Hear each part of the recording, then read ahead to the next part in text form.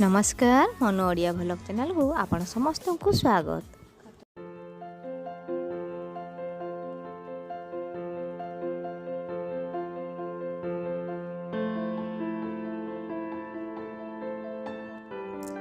आज रेसिपी बहुत tasty mutton recipe माने पणस कठार रेसिपी जहाँकि समस्त को खाइबा को बहुत टेस्टी लगी थाए और किछि जन को बहुत पसंद थाए।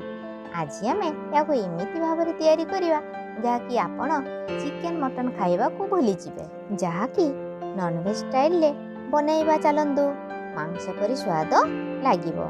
चलंदु लेट न करी शीघ्र बनैबा। ये देखंतु फ्रेंड ये आम बाड़ी रे पणस कठा गछ जते बेले इच्छा हबो आमे काटी आनी संगे संगे खाई परिबा। तेनु पणस कठा गछ निश्चय लगांतु। काटी सारिला परे किछि समय ताको आमे रखिदबा। जो क्षीर बाहरुछि से क्षीर हाथ रे अठा परी लागि जाई थाए ताको आमे रखिदेले से गुडाक बाहरी गले आमे आनी ताको काटिबा।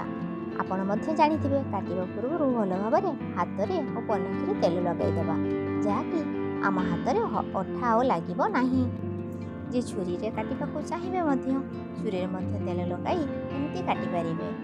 आमे काटिले दिफाळ करिदबा तापर ताको आमे खंड खंड करी काटिबा। ऊपर चुपा को बाहर करदबा। मझिरे जो क्षीर भलिया थाए ताको मध्य आमे बात करदबा। तापर आमे देखंतु पूरी काटा होची एमिति आमे पीस पीस करनबा। मझी अंश को बात करदबा आउ चुपा को मध्य काढी नबा। मु टिके छोट साइज करछि आपण चाहिले आ टिके बड़ साइज मध्य करि परिबे। पानी रे हळदी गुंड पकाई दबा जाकि कलरटा को कठार सुंदर रहिबो। नहले आमे काटिकी सेमिति रखिदेले किछि परिबा कला देखा जाई थाए तो आमे ताको हळदी पानी रे रखिदेले ता कलर सुंदर होई रहिथिबो। वर्तमान आमे गोटे प्रेशर कुकर रे गोटे सीटी कराई नबा भल भाव रे सिझी जिवो। आपण चाहिले एमिति भाजी की मध्य रेसिपी को बनाई परिबे। गोटे सीटी हे गला परे आमे ताको ठंडा होला पर्यंत छाड़ी दबा।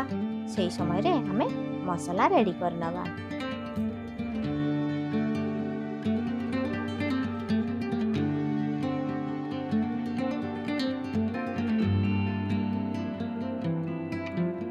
देखंतु मु जेतिकी कठा काटीची से अनुसार रसुण और अदा नेछि। आपण अधिक काटिले अधिक नेबे आ कम काटिले ताठारु कम नेबे। मु रसुण अदा सहित गोटे टमाटो मध्य बड़ करी नेछि। एका सहित ताकू ग्राइंडर जार रे आमे पेसी नबा। पेसी नै सारिला परे देखंतु मसाला प्रस्तुत हो गला।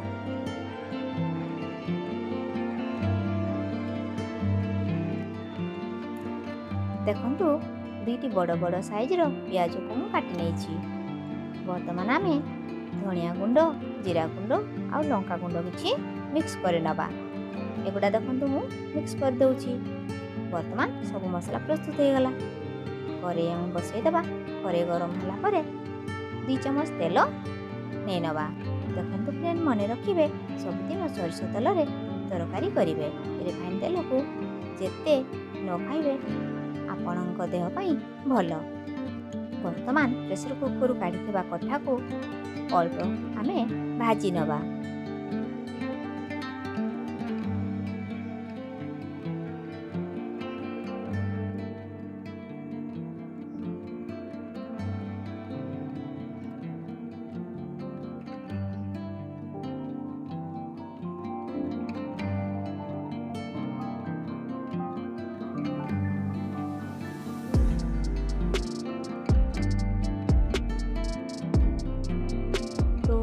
भाजीबा रेडी हो गला। तार कलर आसी जाइछि। आमे ताको काढी नबा।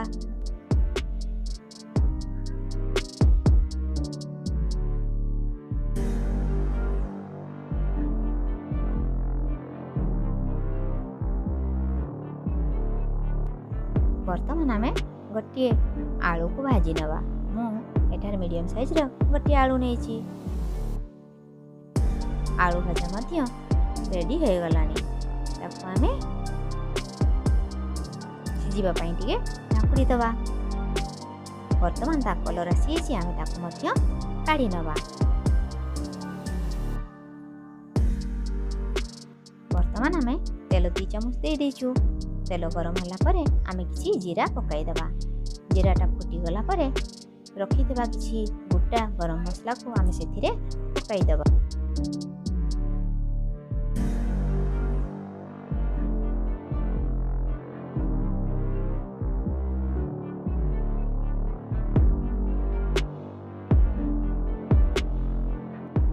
ବର୍ତ୍ତମାନ ପିଆଜ କଟାକୁ ପକାଇଦେବା।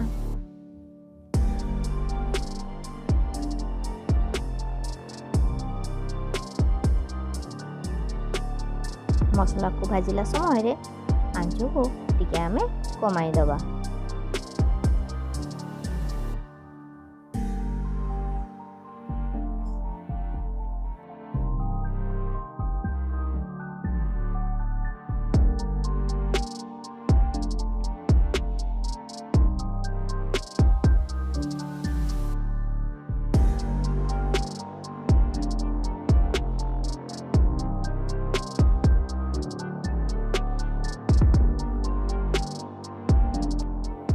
ବର୍ତ୍ତମାନ ପିଆଜ ହୋଇଯାଇଛି।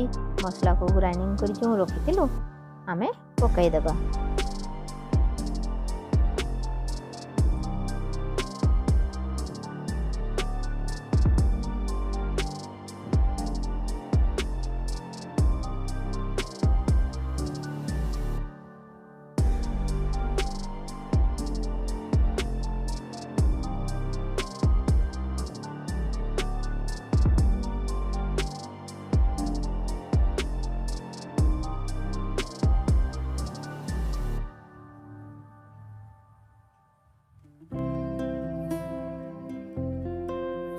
ବର୍ତ୍ତମାନ ଯେଉଁ ଜିରା ଗୁଣ୍ଡ, ଧନିଆ ଗୁଣ୍ଡ ରଖା ହେଇଥିଲା ତାକୁ ପକାଇଦେବା।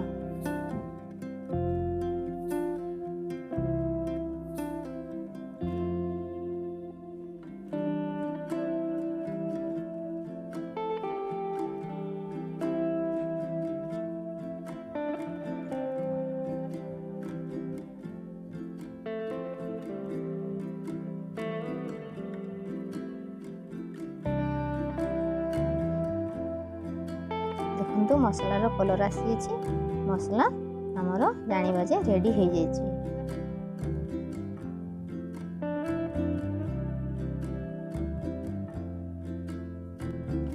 ବର୍ତ୍ତମାନ ଭଜା ଆଳୁକୁ ଆଗ ପକାଇଦେବା। କିଛି ସମୟ ଆମେ କାଢ଼ିଦେବା। ତାପରେ ଯେଉଁ ପଣସ କଠା ଭାଜିକି ରଖା ହେଇଥିଲା ତାକୁ ମଧ୍ୟ ପକାଇଦେବା।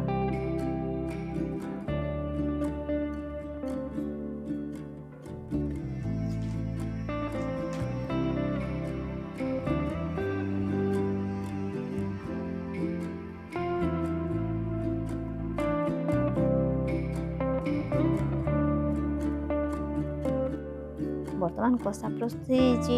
ଆମେ ଯେଉଁ କଠା ସିଝାଇଥିଲୁ ସେଇ ପାଣିକୁ ଆମେ ବର୍ତ୍ତମାନ ଦେଇଦେବା।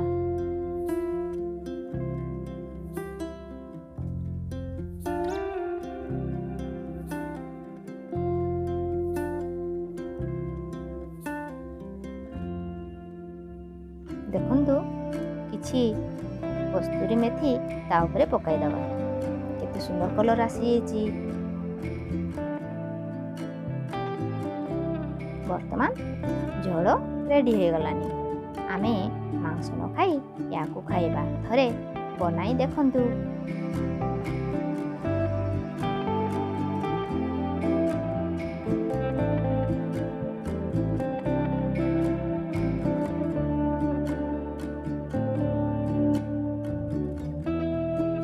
ଏପରି ଷ୍ଟାଇଲରେ ଥରେ ପଣସ କଠାକୁ ବନାଇ ଦେଖିବେ।